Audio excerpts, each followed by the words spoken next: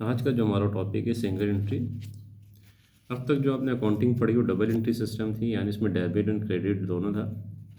Single entry system में आपके पास no debit no credit, no debit and no credit, यानी सिंगल एंट्री में कोई डेबिट और कोई क्रेडिट नहीं होता। ठीक है, कोई डेबिट की एंट्री नहीं होती, कोई क्रेडिट की एंट्री नहीं होती।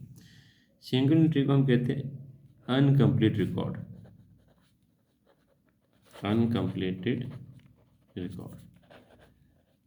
सिंगल एंट्री हमारे पास कहते हैं अनकम्प्लीटेड रिकॉर्ड, यानी इसमें कंप्लीट रिकॉर्ड नहीं होता है। It means no debit no credit, इसमें कोई डेबिट नहीं कर रहे थे, कोई क्रेडिट नहीं कर रहे होते। जबकि डबल एंट्री सिस्टम में आपके पास डेबिट और क्रेडिट दोनों होता है और कंप्लीट रिकॉर्ड होते हैं, यानी कंप्लीट रिकॉर्ड उसमें। सिंगल एंट्री में कोई कंप्लीट रिकॉर्ड है।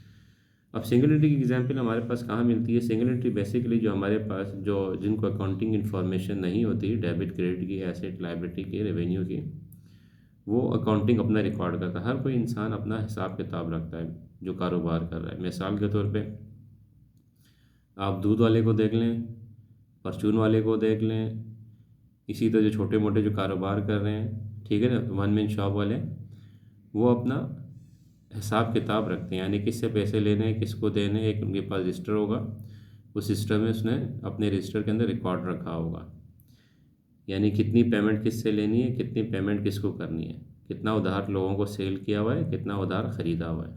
ठीक है, वो कोई डेबिट एंड क्रेडिट नहीं कर रहा होता, वो सिर्फ अपने पास एक अपनी इंफॉर्मेशन रिकॉर्ड रखता है, जिसको हम कहते हैं सिंगल एंट्री। ठीक है ना, वो अनकम्प्लीट रिकॉर्ड होती है, वो डेबिट एंड क्रेडिट नहीं कर रहा होता। ठीक है, परचून वाला, दूध वाला, कपड़े वाला, ठीक है, ये सिंपल सा रिकॉर्ड कर रहा होता है, तो उसको हम कहते हैं सिंगल एंट्री। सिंगल एंट्री के टॉपिक में आपके पास हमारे पास जो पेपर के अंदर ये जो आपका सिलेबस है, उसमें आपने ये चार चीज़ें निकालनी होती हैं। कैपिटल स्टार्ट, यानी फॉर एग्जाम्पल जनवरी 1 का जो आपके पास डेटा है, उसका आपने कैपिटल स्टार्ट निकालना होगा। कैपिटल एंड, फॉर एग्जांपल दिसंबर 31 का जो आपके पास डेटा होगा, उससे आपने कैपिटल एंड निकालना होगा।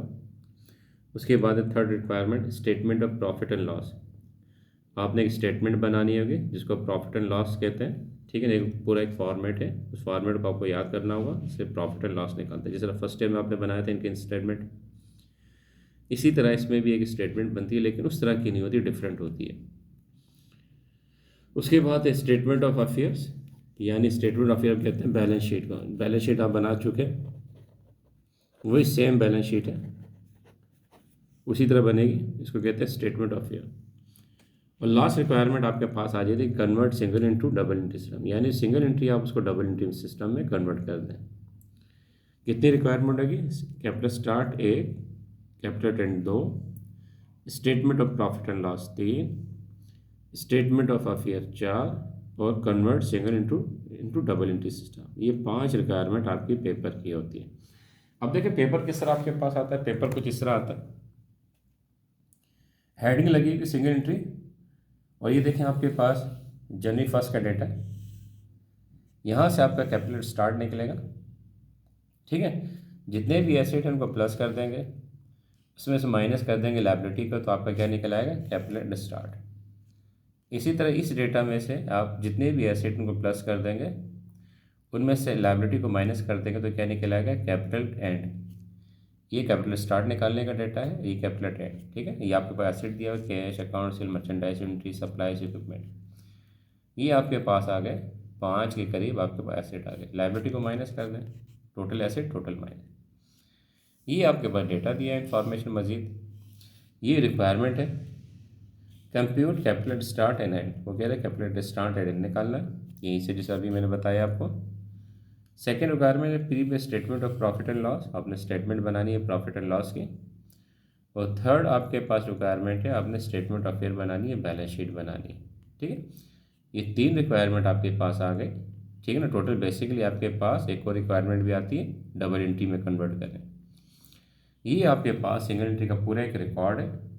ये एक सवाल दिया हुआ है, इसी सवाल के मुताबिक आपने इसको अब सॉल्व करना होगा। ठीक।